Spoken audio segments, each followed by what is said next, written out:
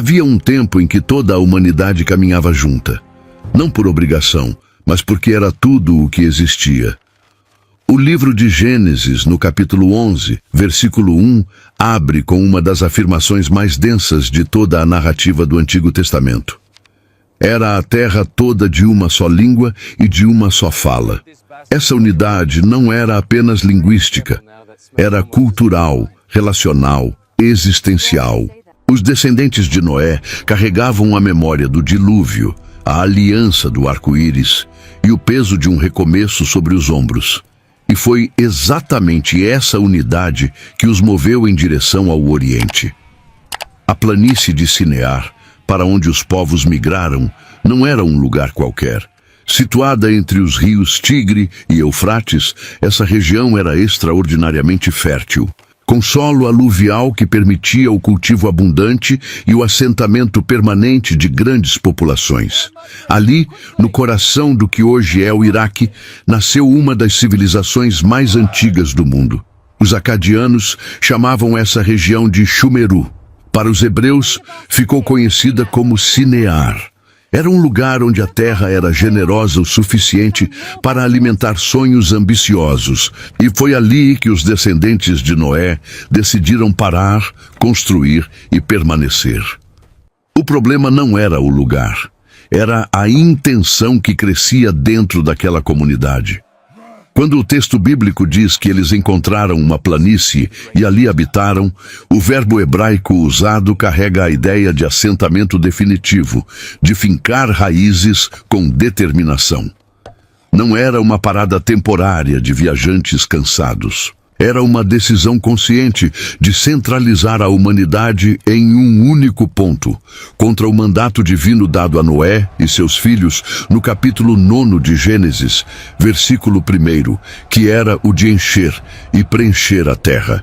A dispersão era o plano, a concentração foi a rebelião. E é dentro desse contraste que toda a narrativa de Babel começa a fazer sentido. A proposta dos construtores de Babel não era simplesmente erguer um edifício alto. Era construir identidade sem Deus. O texto de Gênesis, capítulo 11, versículos 3 e 4, revela dois objetivos declarados. Uma cidade com uma torre que chegasse até os céus e um nome que os imortalizasse. Esses dois elementos precisam ser lidos juntos. A torre era o símbolo, o nome era a motivação. E por trás de ambos estava o mesmo impulso que esteve na origem de toda a ruptura humana com o divino, a busca por autonomia absoluta. Eles não queriam depender de nenhuma promessa, queriam garantir sua própria permanência. Os arqueólogos identificaram em Sinear estruturas chamadas zigurates, e torres escalonadas de tijolos cozidos que serviam como templos e pontos de contato entre o humano e o divino nas religiões mesopotâmicas. O mais famoso deles, o Etemenanque, em Babilônia, cuja reconstrução remonta ao período do rei Nabopolassar e de seu filho Nabucodonosor, pode ter sido a memória cultural que inspirou a narrativa de Babel. Mas há uma diferença fundamental entre os zigurates das nações vizinhas e o projeto descrito em Gênesis. Os outros povos construíam para honrar seus deuses. Os homens de Sinear construíam para fazer um nome para si mesmos. A direção da adoração havia se invertido completamente. O tijolo cozido no fogo e o betume como argamassa, mencionados com precisão técnica no versículo 3, não eram apenas detalhes arquitetônicos. Eram um sinal de que essa geração havia desenvolvido tecnologia suficiente para acreditar que poderia prescindir de Deus.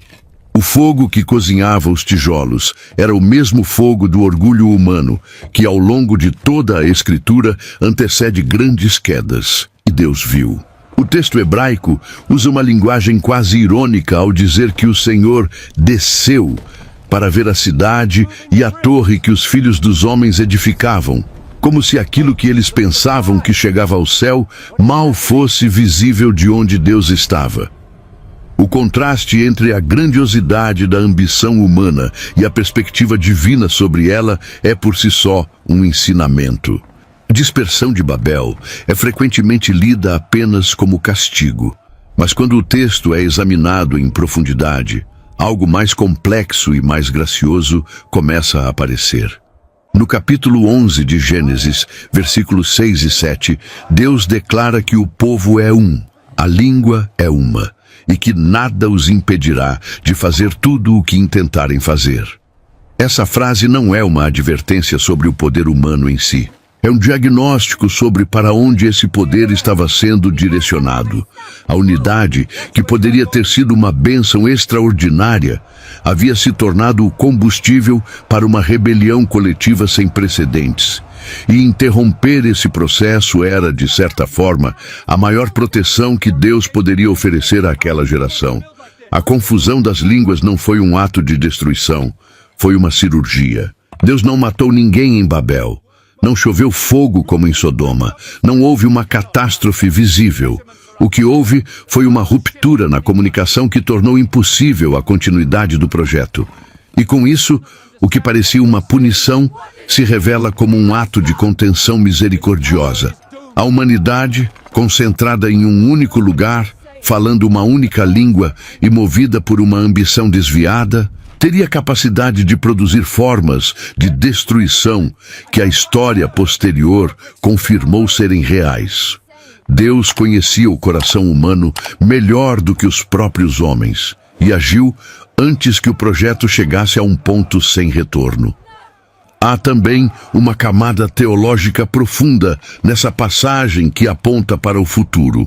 A dispersão de Babel não é o fim da história da unidade humana, é o início de um longo caminho que atravessa o chamado de Abraão, a formação de Israel, e que encontra sua inversão dramática no dia de Pentecostes, descrito em Atos dos Apóstolos, capítulo 2. Ali, em Jerusalém, homens de toda a nação que estava debaixo do céu ouviram, cada um em sua própria língua, as maravilhas de Deus. O que Babel fragmentou, o Espírito Santo começou a restaurar. A dispersão não era o destino final, era o caminho. O capítulo 10 de Gênesis é um dos textos mais subestimados de toda a Bíblia. Lido de forma superficial, parece apenas uma lista interminável de nomes. Mas quando examinado com atenção, ele revela algo extraordinário. Um mapa étnico, geográfico e histórico da humanidade após o dilúvio, escrito séculos antes que qualquer cartógrafo grego ou romano tentasse documentar os povos do mundo antigo. Os estudiosos chamam esse capítulo de Tábua das Nações, e ele lista 70 nomes que representam os ancestrais dos grandes grupos humanos que se espalharam pelo mundo conhecido. 70 não é um número aleatório na Escritura. Ele aparece repetidamente como símbolo de plenitude e totalidade. E aqui representa a completude da humanidade, derivada de 3 homens, Sem, Cam e Jafé, os 3 filhos de Noé. A estrutura do capítulo 10 segue uma organização geográfica que, quando sobreposta ao mapa do mundo antigo, produz resultados surpreendentemente precisos. Os filhos de Jafé, listados nos versículos 2 a 5, migraram em direção ao norte e ao oeste, para as regiões que hoje correspondem à Anatólia, à Grécia, às costas do Mar Negro e às planícies europeias. Gomer é associado aos Cimérios e, posteriormente, aos Celtas. Magog, aos povos das estepes do norte, possivelmente os Citas. Javã é a palavra hebraica para Jônia, região da Grécia Antiga, e seus filhos deram origem aos povos mediterrâneos ocidentais. Já os filhos de Cam, descritos nos versículos 6 a 20, moveram-se predominantemente para o sul e o sudoeste, Egito, Canaã, Etiópia e as regiões costeiras do norte da África e do Oriente Médio. E os filhos de Sem, de quem viria a linhagem de Abraão e posteriormente de Israel, estabeleceram-se nas regiões centrais da Mesopotâmia e da Península Arábica. O que torna esse mapa ainda mais impressionante é que ele foi escrito não como uma análise antropológica, mas como teologia. Cada nome carrega uma história. Cada linhagem aponta para um propósito.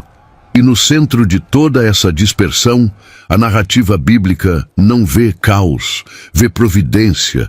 O Deus que confundiu as línguas em Babel é o mesmo Deus que no capítulo seguinte à Tábua das Nações chama Abrão de Ur dos Caldeus e promete que por meio de sua descendência todas as famílias da terra seriam abençoadas, conforme Gênesis capítulo 12, versículo 3.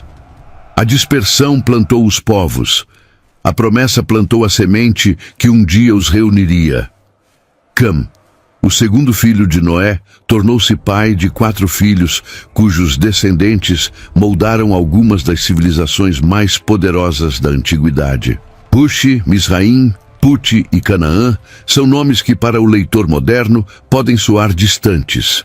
Mas por trás de cada um deles há impérios, culturas e geografias que ainda hoje influenciam o mundo. Cuxi é identificado com a região da Etiópia e do Sudão Antigo, território que os egípcios chamavam de Núbia. De Cuxi desceu Nimrod, descrito em Gênesis capítulo 10, versículos 8 a 12, como o primeiro grande guerreiro da terra, fundador de Babel, Ereque, Acade e Calné, na terra de Sinear, e posteriormente de Nínive e outras cidades na Assíria. Nimrod é uma figura que concentra em si o espírito de Babel, poder centralizado, expansão pela força e construção de cidades, como expressão de domínio humano. Misraim é a própria palavra hebraica para Egito, e seus descendentes formaram os povos do Nordeste africano e do delta do Nilo. Os luditas, os anamitas, os filisteus e os caftorim estão todos listados como filhos de Misraim, e os filisteus em particular aparecem ao longo de séculos de narrativa bíblica como um dos povos com quem Israel mais travou conflito. Put é associado à Líbia e às regiões do norte africano a oeste do Egito, terras de pastores nômades e guerreiros que eventualmente interagiram com o mundo grego e romano. Canaã, o quarto filho de Cam, recebeu uma herança geográfica que se tornaria o palco central de toda a narrativa do Antigo Testamento. Seus descendentes, os cananeus, os hititas, os jebuseus, os amorreus e outras nações, ocuparam exatamente a faixa de terra que Deus prometeria a Abraão e que Israel conquistaria séculos depois sob o comando de Josué. Há uma dimensão histórica nessa distribuição que vai além de simples genealogia.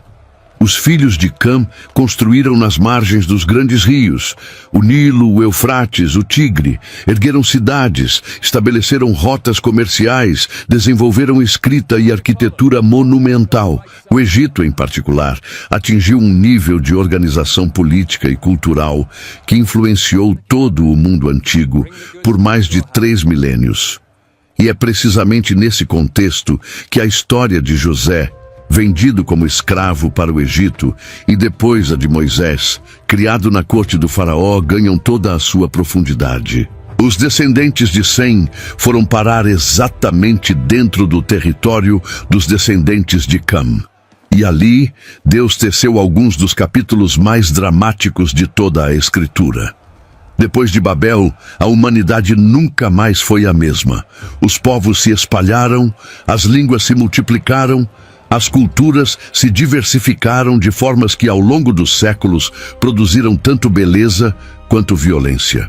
Mas a narrativa bíblica nunca trata a dispersão como o capítulo final. Ela é, na verdade, o início de uma história muito maior. No momento em que os povos partem de Sinear em direção aos 4 cantos do mundo conhecido, Deus já está tecendo um plano que atravessaria gerações, continentes e séculos. A chamada de Abraão, registrada logo após a Tábua das Nações em Gênesis, capítulo 12, não é coincidência literária. É a resposta divina à fragmentação de Babel. Onde os homens buscaram fazer um nome para si mesmos, Deus promete fazer grande o nome de um homem para abençoar todos os outros. O movimento que começa em Babel e atravessa toda a Escritura é o de dispersão em direção à reunificação. Mas uma reunificação de natureza completamente diferente da que os construtores da torre imaginavam. Não uma unidade forçada pelo idioma ou pela dominação. Uma unidade tecida pela redenção. O livro do profeta Sofonias, capítulo 3, versículo 9, anuncia: tornarei então aos povos lábios puros, para que todos invoquem o nome do Senhor. A língua confundida em Babel seria purificada, não para que todos falassem o mesmo idioma humano, mas para que todos invocassem o mesmo nome divino. A profecia aponta para uma restauração que vai muito além do linguístico.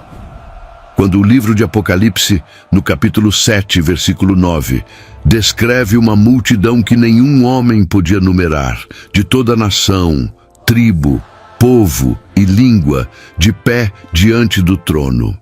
Fica claro que a diversidade produzida em Babel não será apagada na eternidade. Ela será santificada. Cada povo que partiu de Sinear, cada língua que nasceu da confusão, cada cultura que floresceu nos cantos mais distantes da terra, chegará inteira à presença de Deus. A dispersão não era punição sem propósito, era o início de uma história que Deus sempre soube como terminar. E o fim que ele preparou não é uma torre que chega ao céu. É um trono ao redor do qual toda a humanidade, em toda a sua riqueza e diversidade, se dobra e adora. Babel não foi o fim de nada.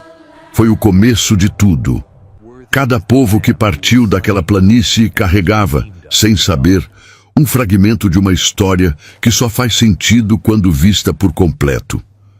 Os filhos de Jafé que caminharam para o norte, os descendentes de Cam que ergueram impérios às margens do Nilo, os filhos de Sem que guardaram a linhagem de onde viria a redenção do mundo, todos eles eram peças de um mosaico que mãos humanas jamais poderiam ter planejado. A língua que foi confundida em Sinear, um dia será reunida não por uma torre, mas por um nome, o único nome que tem poder de atravessar todos os idiomas, todas as culturas e todos os séculos, sem perder nenhuma sílaba do seu significado. Se este vídeo te fez enxergar a Bíblia com olhos novos, se você sentiu que por trás dessas genealogias e migrações há uma inteligência e um amor que superam qualquer compreensão humana, então este canal foi feito para você. Inscreva-se agora, ative o sininho, porque toda semana a palavra de Deus vai ganhar uma camada a mais de profundidade aqui, e você não vai querer perder nenhuma delas.